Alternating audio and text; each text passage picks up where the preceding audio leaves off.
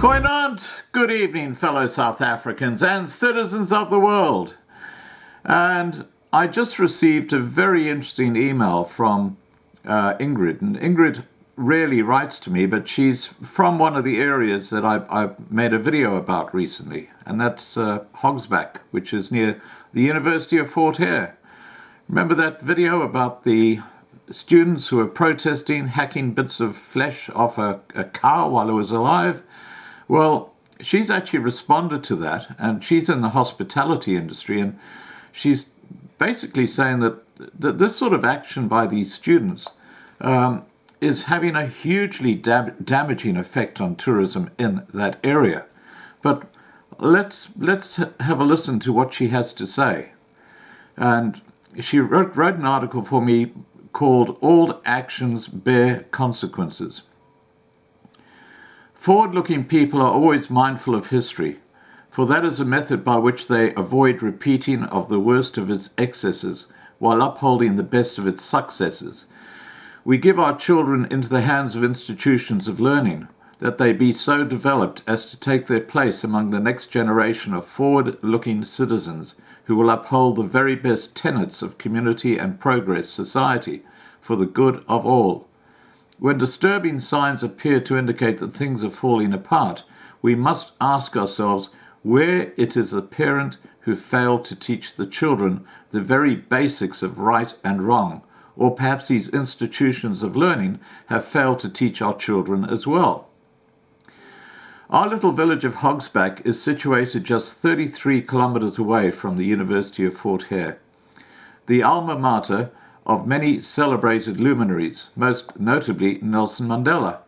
Its proximity has long since been a pride of residents, as also to the incumbent government. Many international tourists have flocked to our little community, keen to visit the largest collection of African art in the country, which is housed there. So much goodwill, so much opportunity for job creation has arisen from this, and so many other positive and often unique attributes this out-of-way small but historically significant settlement presents. One can easily imagine the likes of Mandela, Sema, even Mugabe holding forth in debate with great stridency while there were students at University of Fort Hare, and in fact there remains record of such earnest robustness. But never in anyone's wildest imaginings, nor is there any record of, his or any of his contemporaries participating in any barbaric practices of excesses of savage and gratuitous cruelty towards any animal that happened to be grazing peacefully nearby. Thus it may be said that the recorded events of Wednesday the 21st of August have introduced a new low to the more recently shameful history in the making of University of Fort Hare. Let us be clear about the facts of the matter. It has been established that this horrific incident was the third such noted and responded to, in vain, since their officers were prevented from entering the premises by the SPCA, which is the Prevention of Cruelty to Animals, but the first to have been live streamed by an interested bystander with a cell phone device during protest action. Now, I've actually put that video footage up on my channel on Loving Life 2019 for those who want to go and have a look for it. For those yet unaware of what exactly took place, crazed, described as rampaging by dispatch, students chased down two cows grazing upon the University of Fort Hare premises, cornered them and proceeded to hack chunks of flesh from them long before either finally died in obvious terror and great suffering. This after perhaps others of their ilk had stormed the kitchens, stolen, presumably already dead, chickens and set fires. If such barbarity is not swiftly dealt with by the administrators of University of Fort Hare, it will only escalate. They have obviously made no prior attempt to do so, following the first two such incidents reported by the SPCA.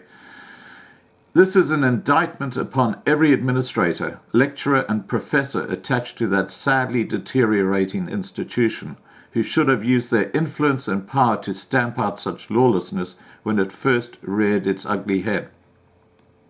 Quite apart from that, the repercussions upon tourism for Hogsback may well be quite severe, since certain international tourists en route were caught up in the general milieu and reported incidents of hired cars, not to mention those of other innocent local commuters, being stoned. This will most certainly reach the ears of those in a position to send future business our way, who may now choose not to do so. One might have considered our water crisis enough. Now this. We must therefore condemn in the strongest terms the action of the students involved, the complicit or dismissive attitude of the University of Fort Hare administration, and hang our own heads in shame if we will not speak out against it, and demand such atrocities never again be repeated. For all actions bear consequences. Evil flourishes where good men do nothing. Well, I've just got to say, very well written, Ingrid, and thank you so much for your insight as to the impact of this whole debacle on the hospitality industry in your area. All right, guys, please remember to subscribe to be kept informed. Ring the bell for the updates. Please like this video, and please have a safe day. Bye for now.